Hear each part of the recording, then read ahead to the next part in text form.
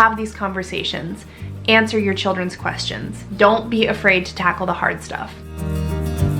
In the last few weeks, the air in our house has felt so heavy with discussion, and it's the kind of discussion that is not always easy to have, especially with children. And it's the kind of conversation that's important, and it's always been important, but it feels more pressing now for our family than it ever has before. Black history isn't just a blip in history that my family is really far removed from. It's not something that we've just watched or learned from the sidelines.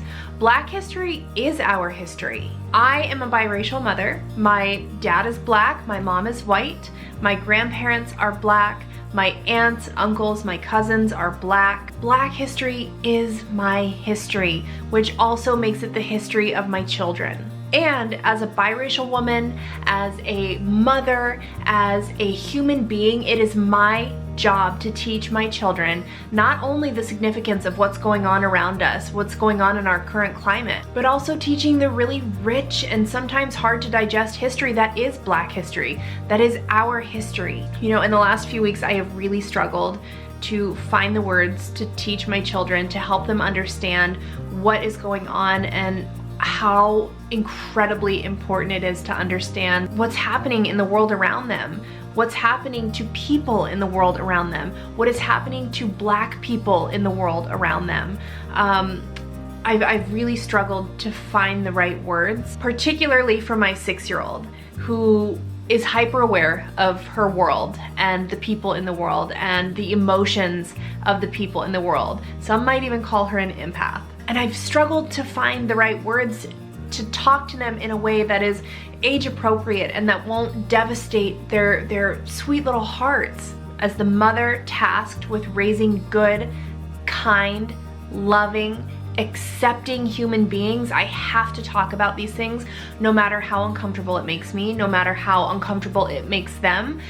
We have to have these conversations, and we've been having a lot of them in our house lately. Inequality, racism, injustice, prejudice, discrimination, hate, protesting, rioting, looting. These are all words that I've used and have had to teach my oldest child in the last few weeks, in the last month, and trying to explain the deep roots that run beneath these really complex words. I have found myself turning to different resources to help explain in a way that is age appropriate without completely sugarcoating. So I found myself turning to stuff like documentaries, movies, music,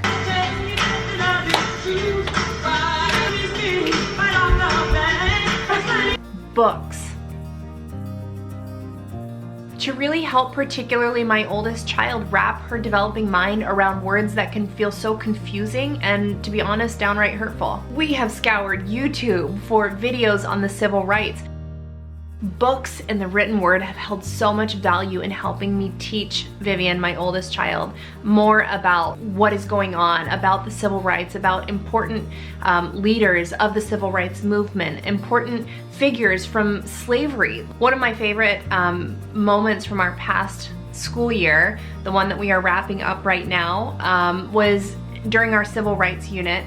And it was sitting down to watch a movie called Melody 1963, which is an American Girl movie, and it follows the story of a 10-year-old little girl living during the civil rights movement. And Vivian was just so enamored with Melody and her story. It is a fictitious story, but she was just so moved by everything that she saw in the movie and so curious, which leads me into my next point in how I'm talking about these really difficult topics with my daughter, and that's by allowing her to ask questions, even if the questions are uncomfortable, even if they're hard to answer, even if I don't have the answers. That then presents an opportunity in and of itself, and that's to find an answer together. And to be honest, over the last few weeks, I have learned about myself that I don't know as much about the history of racism as I should.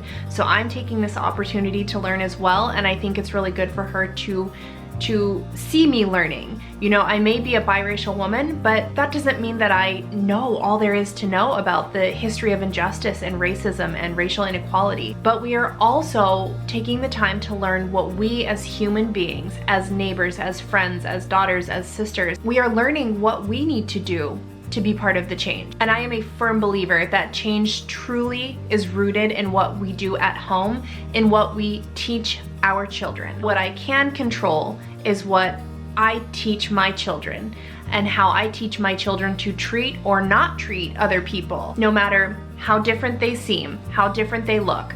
I am responsible for teaching my children how to be kind, loving, accepting, tolerant, caring. I'm responsible for teaching them how to be that person. And in teaching them how to do that, it is my hope that one day they will pass that on to their friends, their neighbors, their children. That is how we start change. That is how change continues to move forward. It starts with what we teach our children at home. And that is a job I take very, very seriously with my own children. So I encourage you to not be fearful of conversation with your children. Don't shelter them, don't shield them from what is going on in the world. Use this as an opportunity to teach, as an opportunity to sit back and listen and learn and grow together. So please, be part of the change that the Black community so desperately needs and deserves. Please, please be part of the change. Have these conversations. Answer your children's questions. Don't be afraid to tackle the hard stuff. I'll see you guys next time.